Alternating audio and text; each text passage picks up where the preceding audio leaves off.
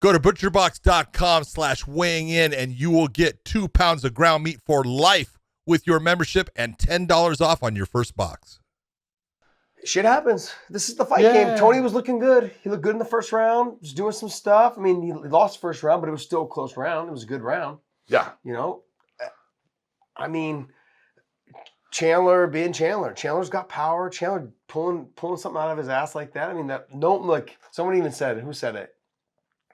I didn't even know if Chandler could do that kick because his torso's so small. They're like, his body is not. He's like, I didn't even realize that kick was even an option for him. Even Chandler said, he goes, yeah, that's not something we really practice for. But like, I got to be honest. Look, no matter how you feel, no matter how I feel about him, so you're going to be honest about this? No matter how I feel about him, he's always been a talented fighter. He's a good fighter. He's a really good fighter. Okay, he's got power. He's got good wrestling. Okay, his submissions are really damn good as well. His arm and guillotine, all those things. He's got good chokes, good guillotines. He's good. He's got good, vicious, nasty ground and pound. He is a really good fighter. And I thought, honestly, the Chandler that fights smart, which is so rare, and that's why when I talk about how good he is, you can be really good and just be the dumbest fucking fighter in the world because you don't use your fight IQ and use your brain to fight smart. He sometimes falls into that category. And I could put him maybe like into a Rory McDonald with Robbie Lawler type thing. Like, what are you doing? Use other tools. Do this. Like, it's not about who's got the bigger balls. It's about winning the fights and getting back to the title shot. He got a good win over Tony. Do I think that warrants another title shot? No. I think that here I like that conversation we had a second ago about him fighting Dariush? Yeah, Dariush. Yeah, that's a great fight. We haven't seen that fight yet. Yep. He's already fought Charles. He's also fought Justin Gaethje. You know, like let's see what happens. Yep. I think the Dariush fight's a good fight, Islam to the title shot, and I'm not just saying that because I'm a homer. No, he deserves the title. He deserves a title That's shot. That's one of the things, Chandler, I thought, did a great job on the mic. Marketing himself, absolutely. Yeah, just great job with the way he was, what he was saying. Was it, pre-planned? Yeah. Was it? Yeah, of course it is. Planned. But he's doing the right thing and calling out a multitude of people. Mm-hmm. The one that he did not call out was a guy named Islam Makhachev, but he called out a multitude of people, even all the way to Conor McGregor saying, I'll take you on at 170. That's all great stuff. But there's no way that he deserves a shot against Charles, and he also brought up Justin, redoing that fight, which was a great fight. Mm-hmm. He doesn't deserve that title shot compared to Makhachev. No. You can't give it to him. But you could give it, they could decide, you know what? We want someone that's going to stand in front of Conor. We think that's a good matchup, and he could get that fight at 170. It's Conor already came on Twitter and said he's not cutting the weight. So Conor's going to go to 185? 70. No, he doesn't want to fight at 50. That's what I said. So Chandler said go up. 170. Oh, yeah. Oh, I got you. Okay, I got you. But he also said something about Chandler as well, like that it wasn't a fight that really. He said he could see him fighting him down the line, is what he said. He's like this fight this fight will definitely happen, but it's down the line, is what he said. Got it. Yeah, well, we'll see. Got it. I mean, I think if Charles does come back, or not Charles, but Conor, if he does come back, the title's vacant. I could see them, Conor and 155. I know, but I could see them.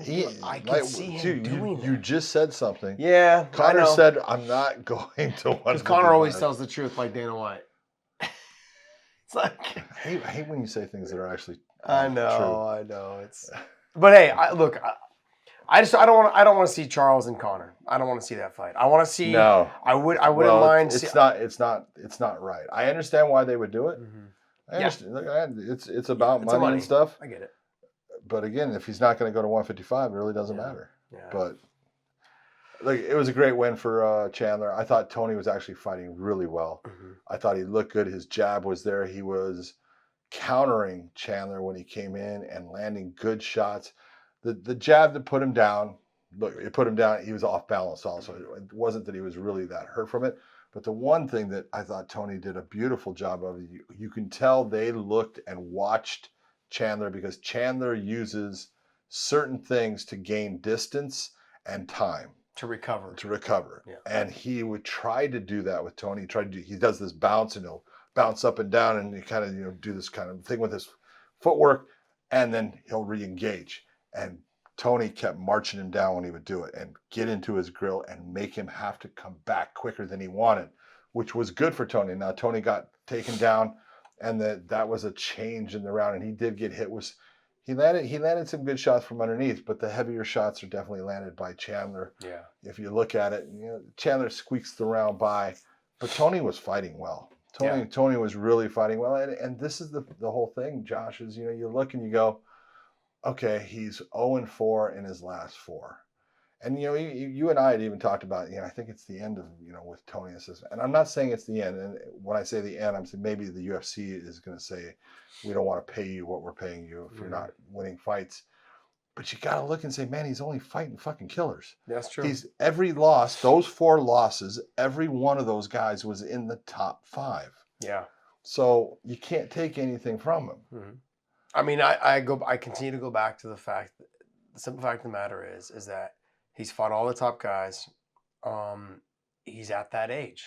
Yeah. And the lightweights, 37, 38, is that it's hard. It's hard to fight. Speed starts to change. The power, that small tendon strength of these younger guys. It's just, you feel it when you get in there, and you've got to have a come to Jesus talk with yourself. It's a hard conversation to have with yourself in the mirror. And I had it several times with myself, sometimes after training, in the locker room, just thinking to myself, sitting down. And the reason why I say this is when I fought Tony, I was almost 38. I think I was going to be 38 in 2 months. So I was almost 38 when I fought Tony. And that is the type of fight that I saw him fight against Justin Gaethje. Yeah.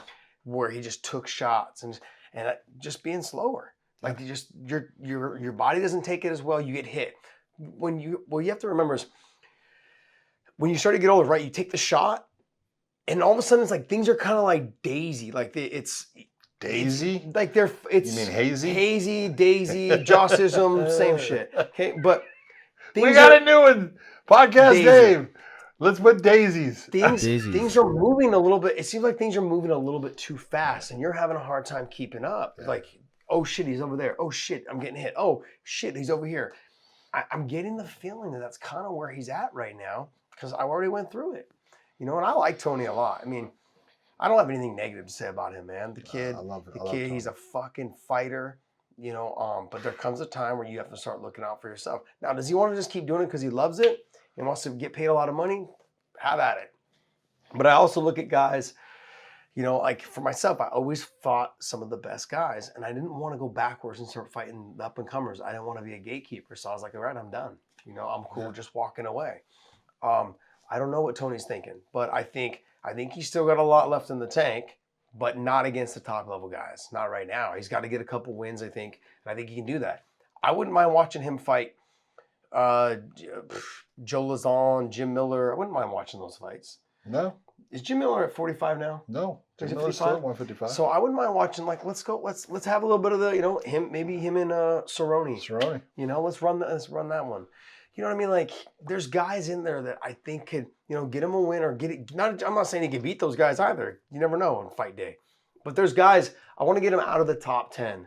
Get him someone in the top 15 or get him someone just outside of the top 15, somewhere in there. Get him some guys that, he can take a breather and refocus. So, but off of that loss, off of that knockout, Tony, you need to take some time away. Yeah, that's true.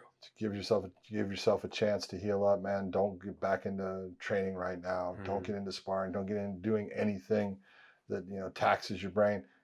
You got hurt. Yeah. I know you're not feeling hurt, but you did, and take the time, brother. Yeah, we said the same thing. Look, we said the same thing to Alex Polizzi. Oh, yeah. Told him, too, because after his fight with Yoel Romero, we said, look, dude. Told his coaches. Take your time. Do not let him come back. Don't go training. Don't go sparring. Don't go running. Don't go reading. Don't read books. Don't read books. Don't try and do hard math problems.